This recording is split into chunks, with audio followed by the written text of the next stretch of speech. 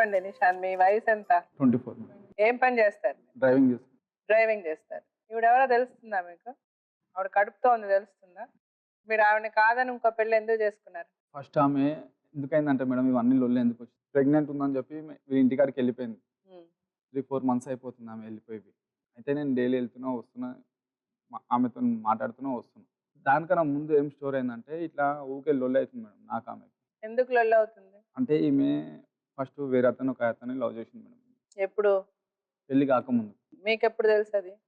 పెళ్లి కాకముందు తెలుసు. పెళ్లి కాకముందే మీకు తెలుసు? తెలిసే మీరు చేసుకున్నారు పెళ్లి?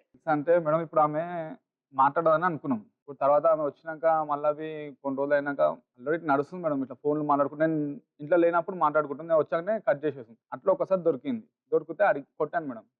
కొట్టి అడిగాను, ఓరు అంటే ఓర్లేదు మస్తు కొట్టాను మేడం. కొట్టినాక పోయి చెప్తలేదు. వీళ్ళ ఇంటికి వెళ్ళిపోయింది వీళ్ళ మమ్మీ దగ్గరికి. 4 months అవుతుంది ఇప్పటికి ఆమె వెళ్ళిపోయి. వీళ్ళ మమ్మీ పిలిచింది, పోయినాం. ఏమైంది ఎందుకు కొట్టినావు అంటే ఇట్లా ఫోన్లో మాట్లాడుతుంది అందుకే కొట్టినా. అప్పుడు నేను అడిగితే చెప్పలేదు ఇంట్లో. ఒక హాఫ్ అన్ అవర్ దాకా బయసైంది చెప్పలేదు. వాళ్ళ మమ్మీ దగ్గరికి వెళ్ళగానే అవును చాలా రోజులైంది మాట్లాడక అందుకనే మాట్లాడినా అని వాళ్ళ మమ్మీకి చెప్పింది. వాళ్ళ మమ్మీ పిచ్చిదయ్యా అని అన్నది. సో అప్పుడు ఆ అబ్బాయితో మాట్లాడదని చెప్పింది ఈ అమ్మాయి వాళ్ళ అమ్మతో. సో వాళ్ళ అమ్మాయి పిచ్చిదయ్యా వదిలేసాయి అంది. తర్వాత అట్లనే మామూలుగా అవుతుంది మేడం. ఇది ఒక మస్తు సార్లు లొల్లి, ఎన్నోసార్లు ఆమెను తిట్టినా కొట్టినా మేడం. మొన్నది ఈమె ఈ ప్యాంట్ వేసుకోలేదు మేడం. ప్రెగ్నెంట్‌తో ఉన్నది. ఈ ప్యాంట్ లేకుండా మామూలుగా పైన డ్రెస్‌తోని ఇక్కడ దాకా ఉన్నది. వీళ్ళింట్లో లేదు. ఎదురుంగా వేరేళ్ళ ఇంట్లో ఉన్నది. అయితే నేను పిలిచిన.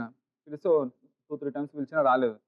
ఫోర్త్ టైమ్‌కి వచ్చింది. వచ్చి ఏమైంది ఏంది డ్రెస్ అంటే, అయితే ఈ బుక్స్‌వి ఉన్నాయి మేడం. ఈమె లవ్ లెటర్స్ అన్నీ రాసుకుంది. ఫస్ట్ ఆయనతోని రాసుకుంది. అవి అన్నీ రాసిర్రు.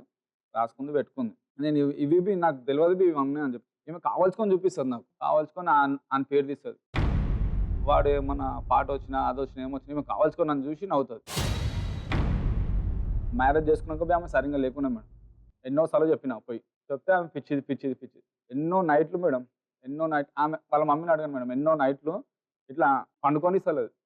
వాళ్ళ నాయనమ్మ ఉన్నది. వాళ్ళ నాయనమ్మని పోయి అడిగాను. 1 month, 2 months అయినాక మళ్ళా ఇట్లనే ఇష్యూ అయింది మేడం. మళ్ళా ఆమె ఎంత చెప్పినా ఆమె నేను కొట్టిన ఆమె దగ్గరికి పోతున్నా నేను. ఆమె పోయి నా దగ్గరికొస్తుంది. మాట్లాడినా మేడం. 3 months అయినాక ఆమె ప్రెగ్నెంట్ ఉంది.